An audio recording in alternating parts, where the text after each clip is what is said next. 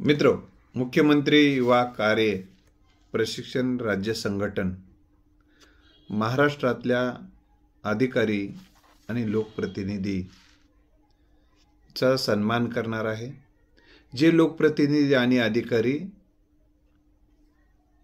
आपल्या या प्रशिक्षणार्थींना सहकार्याची भूमिका घेऊन काम करत आहेत। आता आमचे प्रशिक्षणार्थी युवक आणि युवती ज्या कार्यालयामध्ये काम करत आहेत तिथले जे काही अधिकारी असतील ते अधिकारी जर आपल्याला सहकार्य करत असतील तर त्या सहकार्य करणाऱ्यांच्या नोंदी आपण ठेवाव्या अशी मी महाराष्ट्रातल्या मुख्यमंत्री युवा कार्य प्रशिक्षण या राज्य संघटन या संघटनेमध्ये काम करणाऱ्या युवक आणि युवतींना मी विनंती करत आहे। कारण मित्र, कृतज्ञतेचा एक भाग असतो जे अधिकारी आहेत आपल्याला समजून घेत आहेत, आपल्या समस्या समजून घेत आहेत, आपल्या अडचणी समजून घेत आहेत आणि सहकार्याची भूमिका घेऊन वागत आहेत, त्यांचं कुठेतरी आपल्या काळजात आणि कागदावरील नोंदी झाल्या पाहिजे ही आपल्या संघटनेची एक भूमिका असणार आहे। त्याचबरोबर जे आमदार आहेत, खासदार आहेत, आपलं निवेदन घेण्यासाठी म्हणा, निवेदन ऐकून घेणं म्हणा आणि सन्मानपूर्वक वेळ देणं म्हणा, अशा सगळ्या गोष्टी ते आपल्याला कशा पद्धतीने ट्रीट करत आहेत, कशा पद्धतीने वागवत आहेत, कशा पद्धतीने बोलत आहेत, तर ते जर चांगलं बोलत असतील, चांगलं सहकार्य करत असतील तर अशा लोकप्रतिनिधीचा देखील आपण सन्मान करणार आहोत, तर त्यांच्याही नोंदी करणार आहोत। आपण आता सध्या राज्य मुख्यमंत्री युवा कार्य प्रशिक्षण राज्य संघटन हे तालुका पातळीवरचं संघटन मजबूत करते आहे। प्रत्येक तालुक्यावर संघटन बांधते आहे। तालुक्यानंतर जिल्ह्याचं संघटन आपल्याला बांधायचं आहे, त्यानंतर मग विभागाचं संघटन आपल्याला बांधायचं आहे, मग राज्य पातळीवरचं संघटन बांधतो आहे आणि त्यानिमित्तानं आपल्याला ह्या संघटनेला मजबूत करायचं आहे।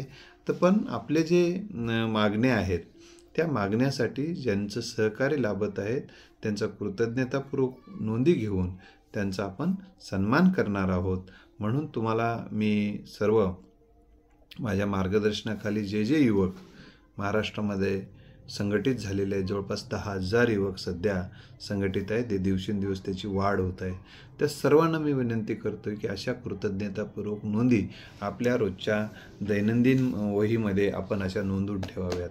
म्हणजे अशा व्यक्तीवर आपल्याला एखादा आर्टिकल लिहिता येईल, त्यांनी ज्यांनी सहकार्य केलेलं आहे त्यांचा सन्मानपत्र देऊन आपण सन्मान करूया, पुष्पगुच्छ, सन्मान, शाल वगैरे अशा गोष्टी मी करणार आहे।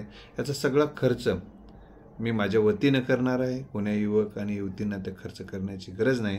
सन्मानपत्र आपण तयार करू आणि तुम्ही जाऊन त्या ठिकाणी तुम्ही जिथं काम करता त्या ठिकाणी प्रशिक्षण काळ पूर्ण जरी झाला तरी आपल्याला त्यांचा आदर आपल्याला करायचंच आहे। त्यामुळे एखाद्या वेळेस काही जणांचं प्रशिक्षण पूर्ण होईल, काही जणांचं प्रशिक्षण चालू राहील, अशा काळामध्ये ज्यांनी सहकार्य केलेलं आहे त्यावेळी त्यांना आपल्याला हे सन्मान करायचं आहे।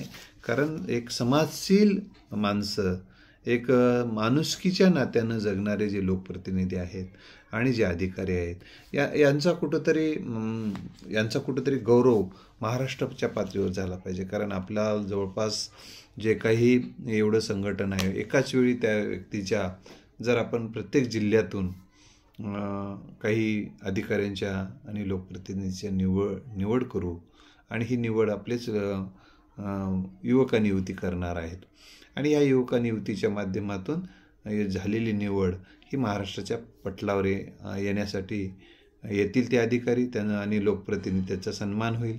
या सन्मानाचा फायदा नक्की त्यांना होईल। हे सन्मान करूनच आपल्याला थांबायचं नाही, तर जर त्यांना कधी आपली गरज वाटली या लोकप्रतिनिधींना आणि अधिकाऱ्यांना, तरीही ज्यांनी आपल्याला सहकार्य केले त्यांना सहकार्य करण्याची भूमिका आपल्याला घ्यायची आहे। मग तिथं कुठली जात, धर्म, भेद असं आपल्याला करायचं नाही। म्हणून मित्रांनो, तुम्हाला मी विनंती करत आहे की या ज्या लोकप्रतिनिधी आणि अधिकारी आपल्याला सहकार्य करत आहेत आणि त्यांना त्यांच्या नोंदी आपण ठेवाव्यात आणि आपण त्यांचा सन्मान करूया. धन्यवाद.